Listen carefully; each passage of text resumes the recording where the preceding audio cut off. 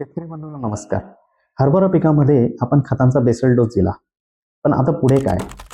तर खतांचा basal dose दिल्यानंतर हीच खतं पिकास त्वरित उपलब्ध करून देण्यासाठी एक महत्त्वाची आळवणी करणे खूप गरजेचे आहे. ती आळवणी म्हणजे स्टेप ऑर्गॅनिकाचे 1 अब्ज बॅक्टेरिया काउंट असलेले बॅकअप आणि त्यासोबत 3000 IP प्रतिग्राम बॅक्टेरिया काउंट असलेले व्हॅनडोल्स म्हणजेच मायकोरायझा हे एकत्रित करून 200 ग्राम प्रति एकर 200 लिटर पाण्यामध्ये घेऊन आळवणी करा. हे द्रावण करताना यात आपणास गूळ किंवा दही याचा कुठलाही उपयोग करायचा नाही आहे. हे द्रावण तयार केल्यानंतर त्वरित आपण शेतामध्ये सोडू शकता. याचे अप्रतिम फायदे म्हणजे पांढऱ्या मुळांची वाढ जोमदार होते. दुसरं की आपण दिलेली खतं त्वरित उपलब्ध होतात.